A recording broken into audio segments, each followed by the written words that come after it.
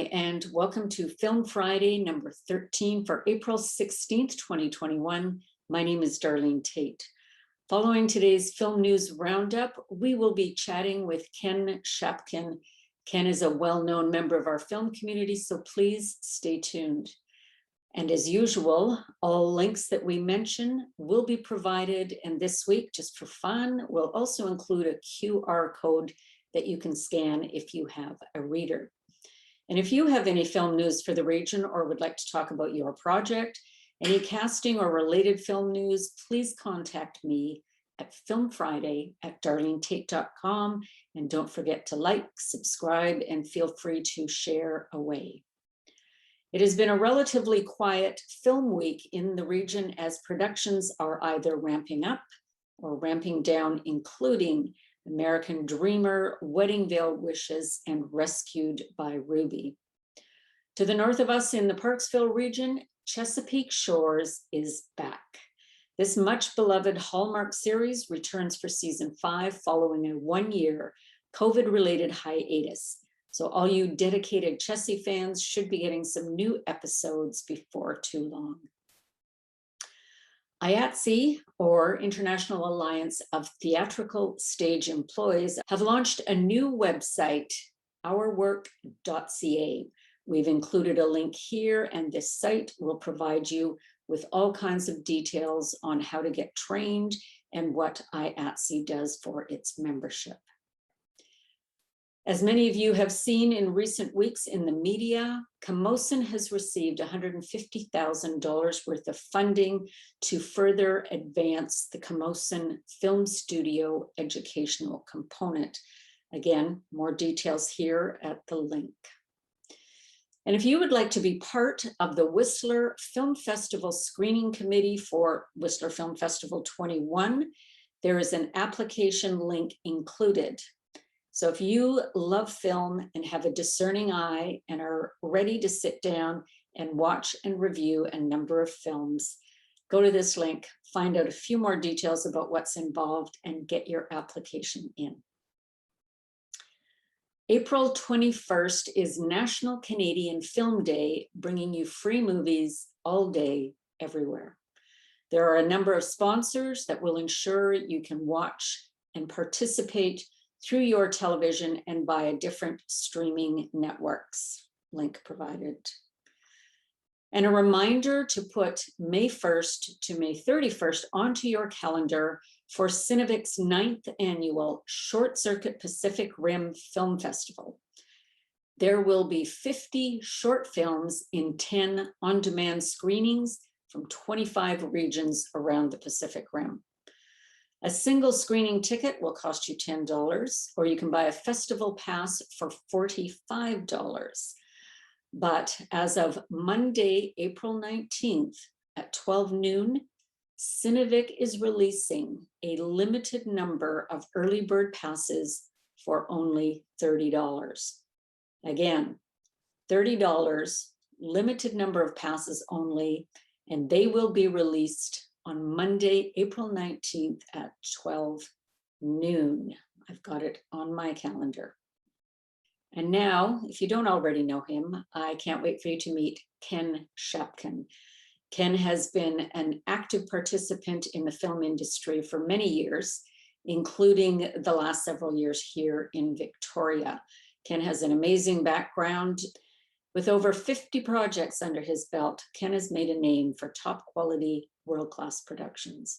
His work has taken him all over the world, and he's worked with celebrities like Sharon Stone, Dylan Baker, Timothy Hutton, Val Kilmer, Cuba Gooding Jr., and on it goes. Ladies and gentlemen, please welcome Ken Shapkin. And now I'd like to welcome Ken. And Ken, thanks for joining us. And I gotta say how tough it is to introduce you, because you currently have and continue to have so many different things going on. But I think most people are likely familiar with you through your costume design work. Is that a fair statement? Yeah, that's been my main career path for the past 17 years. Up till now, okay.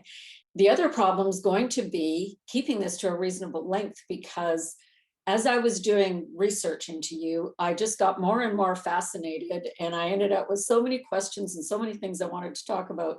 So I think we'll just let it go its natural course, and we'll see where we end up. This might be a little longer, but we'll let it be whatever it is. So I want to start off by looking at your career path. And I know you've been doing wardrobe costume design for film and television. You've worked on some big productions and TV series, some A-list celebrities. You style for runways and photo shoots, and up to most recently, where you're a producer on Kiri and the Girl, which, as much as I was able to find out about it, it looks so compelling, and I'm blown away by your team. Um, and you're looking at moving into production management. So we have a lot to cover, right? We got a lot of ground here. Yeah. So I want to talk about kind of the basics and costume design. Was that your first foray into the entertainment world, was on the wardrobe costume design side? Yeah, I think that was kind of my first step. I moved to Vancouver in about 98 and was working in hospitality and decided I needed to make a change. So I went back to BCIT and took their multimedia and web development course. So we took some filmmaking, graphic design, a lot of the digital imagery at the time. And in the early 2000s, and things we all know changed so quickly. But when I came out of that course, I was doing some web redevelopment and then started apprenticing as a stylist and doing photo shoots with Vancouver Magazine and a bunch of the other local publications in Vancouver. Mhm. And then got recommended to work on a film set doing truck in the costume department. And I figured, yeah, why not? I'd love to try this and see what it was all about. And it was on this movie called Bloodsuckers, which turned into be a bit of a cult classic kind of film, sci-fi vampires. I even got to do a little cameo in it, which was surprising. But had a great time and just kind of continued on my path. And that kind of led from one job to the next in the costume department. And I kind of fell back onto my experience as a project manager, which has always kind of been the common thread through my positions. So being able to embrace fashion and the project management side has always been kind of my balancing act and what's really helped me through the industry, I think. Now, is it fair to say then that you have an inherent sense of design that would have enabled you to move as far as you have? Because I don't know, is this something you can just train for, or do you have to have a little bit in your DNA to start with? I think some of it has to be in your DNA. And my last name is Shapkin, which is derived from the hat makers in Russia, Shapkas. So I don't know if it goes that far back, but I did spend a lot of time in my grandma's sewing room growing up and watching her. In my first school project, I made a tailored vest with her help, of course. But never really thought it would be something that would be my main passion in life. I never saw myself as being, the costume designer that I ended up being. But really just embracing it, and I guess admitting that I do have an eye for color and balance and style, that has really helped along the way. Now you have amassed over 50 credits, ranging from Hallmark series to fantasy. So when you look back over that, are there any particular notable moments for you? If you were to summarize your career, like what were some of the outstanding moments? Oh, there's just been so many, and every production has an energy of itself to it. And I've been very fortunate and, I'm very grateful for the path that was put out in front of me. I've been able to film in Budapest. That was one of the great moments, and went with Kristana Loken, who was a lead actor on our series. On the way to that filming as well, we did the Film and Television Festival in Monte Carlo, which was just mind blowing. Kind of my first trip to Europe, and to see that level of the industry was really breathtaking, and it's really an honor to be a part of. But everything from working with Robin Williams on Night of the Museum in the last one in three, to working with Sharon Stone on one of the first independent features that I worked on. I've been really lucky. I also got to work with Genevieve Naji, who is a big Nigerian film actress who came over to Vancouver, and I did a publicity tour with her, which in the end kind of parlayed into doing fashion shows over in Nigeria again. Some of the paths that I've been fortunate to travel down have just been, eye opening, and really have helped me kind of experience the world in such a loving way. Great. Wow, sounds amazing. Um, Now, part of our objective on Film Friday is to inform and inspire people who are contemplating entering into this industry. So, if someone's listening in and they hear about your career path and a bit about what you do, what would you tell someone about how to get started? Say they're just no experience really in film. Where does somebody start? Maybe they already feel like, I've got a sense of design and color, and I bet I could do this. But what are first steps? Um, it's interesting because I do a talk with the Beacon Hill Community program, with the JETS program, and it's inspiring youth. And exactly that kind of thing is what we cover.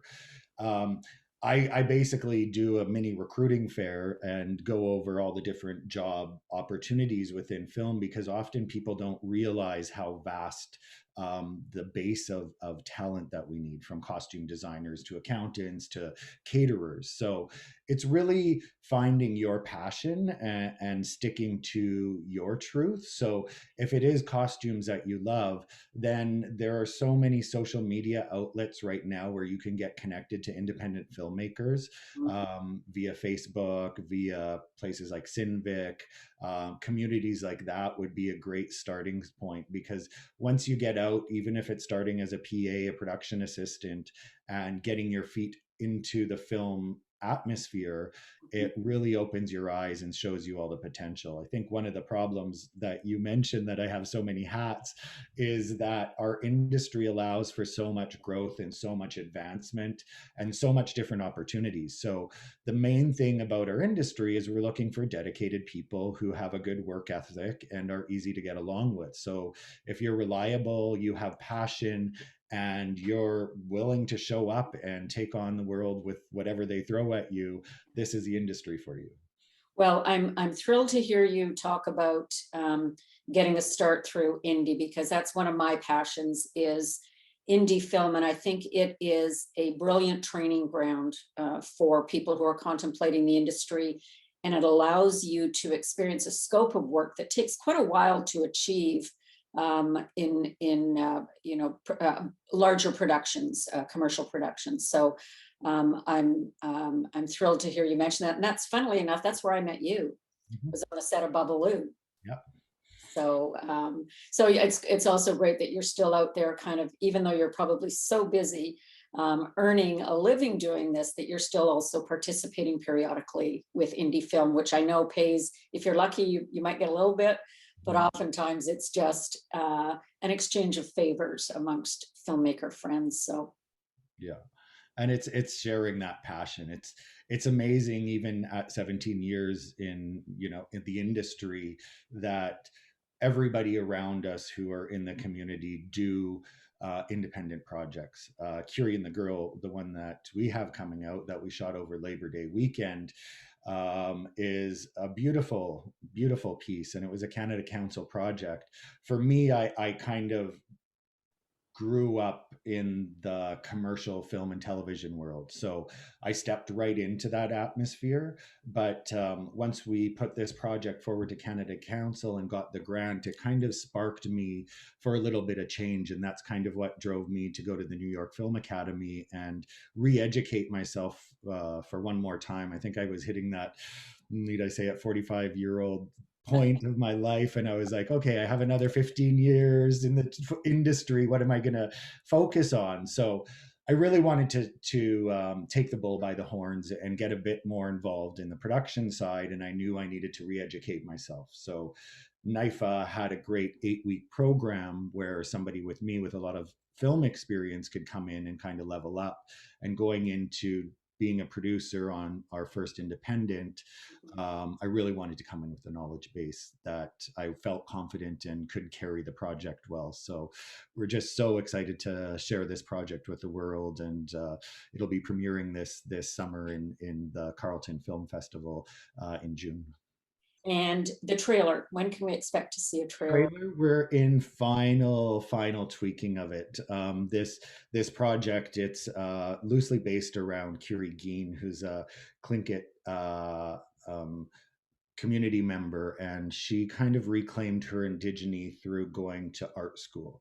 So the story follows a young girl, Kiri, dealing with the loss of her mother and reconnecting with her community through dancing the powwow.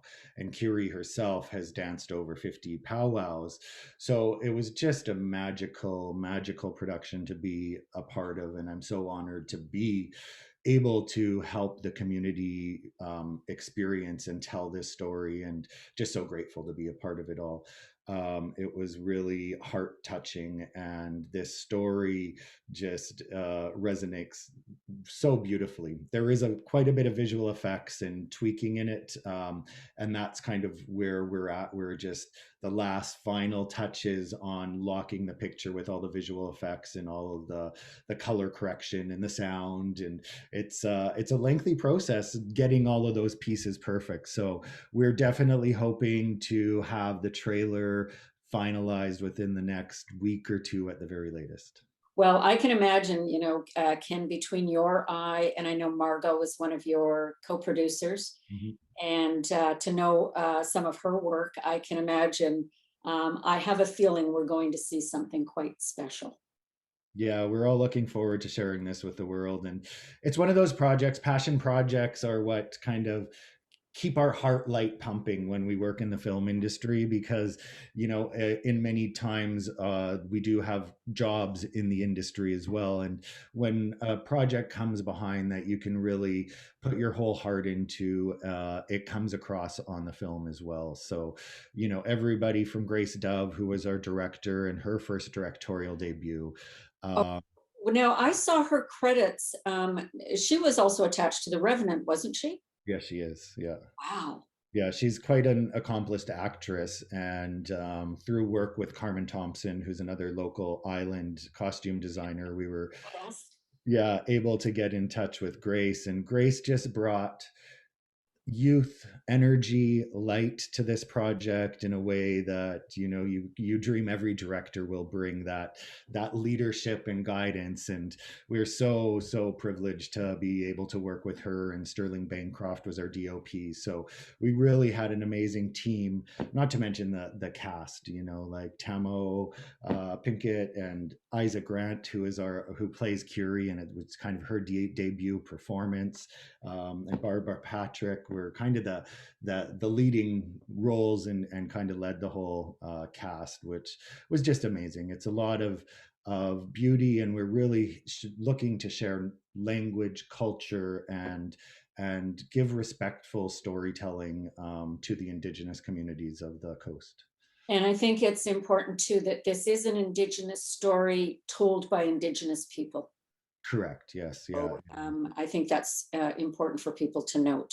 Now, does Curie and the Girl have its own Facebook page or website, or how will people keep track of what's going on when the trailer's released, when it starts to show up in screenings? Where's the best place to keep an eye open for it? I co-produced this with Moon Children Films. So Children's Films website has the biggest database of information, all the photo galleries.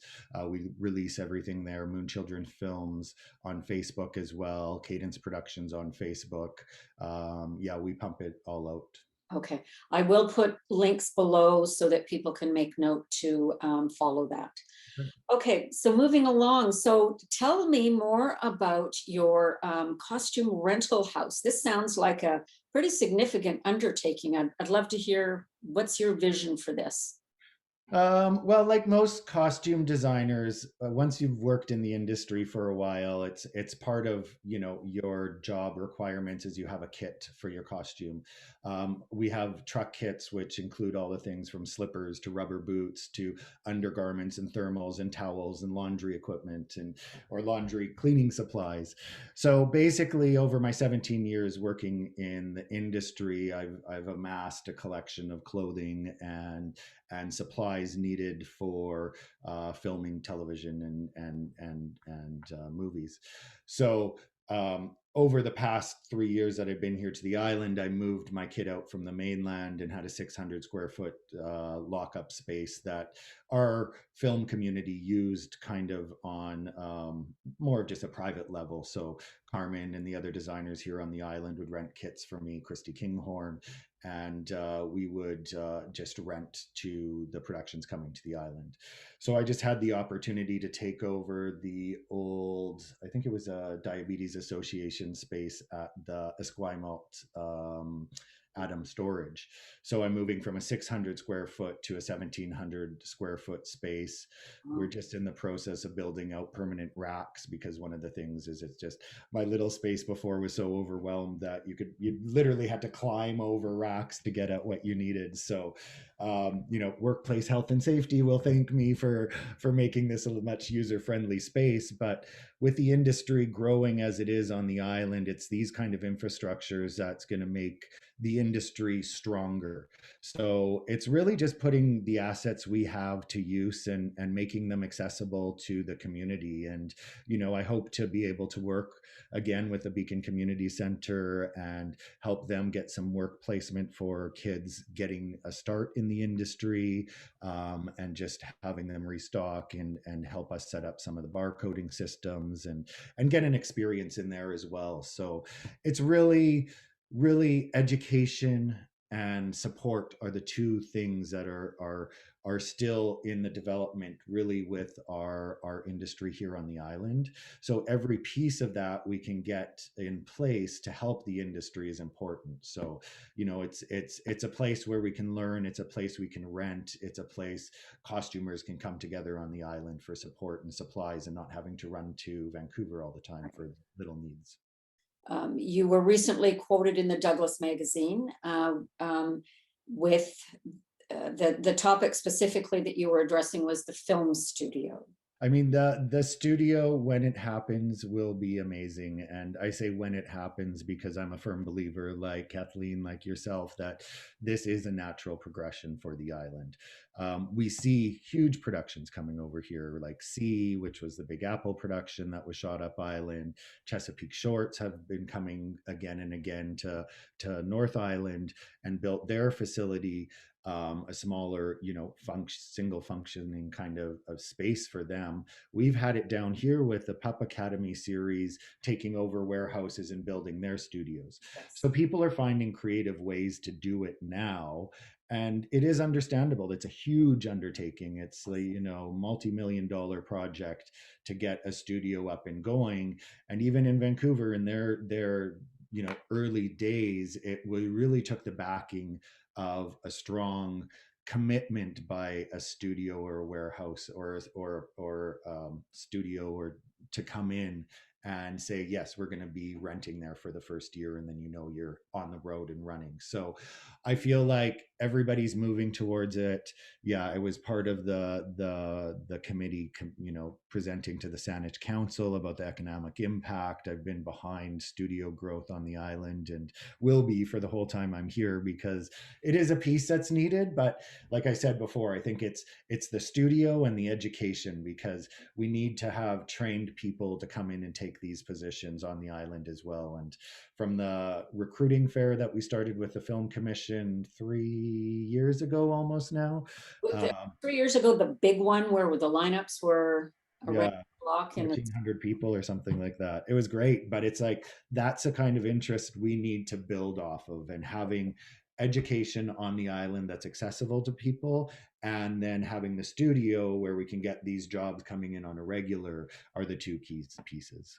I agree. I feel like the Camosun initiative is the one that makes so much sense because it does right from the outset. Its foundation is based on that combination of education and practical experience that will help build the crew base here that we need as more and more productions are interested in coming here. So, Ken, let's wrap up with what's coming up next for you. We touched on it very briefly, but what's Yeah, there's it's now that I'm stepping into the role of producing a bit more, it's not as cut and dry as, what shows are coming, because you're now sourcing the funding for these projects. So luckily with Moon Children Films and Christopher Logan, who's the writer behind a lot of our projects that we're putting forward, we've had an active last couple months putting some projects forward. So Chalk is a story that we've pitched and we have in for a couple grants, which is based around an orphanage and touches on some topics of interest right now. But that we're kind of shopping around. Grace is, I think, reading it to be possibly her first directorial full feature length production. Then When She Dances is another project that me and Chris put forward for a couple grants, which is kind of an old Hollywood classic singing and dancing show with a very heartfelt story of a lady really helping a girl get known through social media, believe it or not. So it's a bit of a modernization of a classic Hollywood song and dance kind of movie. Also working with David Berkovici on a Holocaust story called Fast Runner. So those are kind of the projects that I think within a year to 2 years we'll have greenlit, and not to mention as well the Spellcaster, which was my kind of school project that I got into the Canadian Content Pitch Contest for Netflix, and we made it to the second round, which we were so honored and privileged to be a part of that. Even though we didn't make it all the way, there's so many good, talented stories out there right now, and having that opportunity to pitch to Netflix was something that was so amazing to me, and I learned a lot from it, and I can see how I need to evolve my project a lot more, and in order to get it fully greenlit. But that's now, still. Ken, what is your role? So these past projects you've just been talking about, are you in the producer seat in these projects, or what Yeah, role do you play? so the Spellcaster I wrote and created. So in our schooling at New York Film Academy, we had to come up. We learned to pitch series and reality shows and all of that. So this was a series that I came up with, which is kind of retelling the Acadian settlement story and the settlement story of Canada through a bit more of the eyes of the underrepresented in our colonized history. So, kind of bringing forth information about the Black loyalists, about the Mi'kmaq people, and the true effects on colonization when the British came, and the connection between the French and the British and the Mi'kmaq. So, looking at it from a viewpoint that's told from representatives of each of these cultures. So even though it was something that I came up with, I the writing of it, I have the pitch down, but the scripts will involve members of all of the community for proper representation. And really, for me, filmmaking is bringing people together to tell stories. And I think there is a healing process in storytelling. And it can be projects like this that bring, the Maritimes is having such a hard time with their fishing and lobster fishing issues. And there is such a divide over there that, if film and community can bring people together to talk and work through these, that's kind of the goal is in Cadence Productions, is just to harmonize people into storytelling and not letting um you know ego get in the way as much as you can, right? Okay, well, now if people want to follow you or see what's up next, is there an easy way to do it? I know you've got a website, but you're probably more active on social media. Do you Do you Oh, accept a bit of a dinosaur still when it comes to social media. I have my website. You can follow me at Ken Shapkin on Facebook.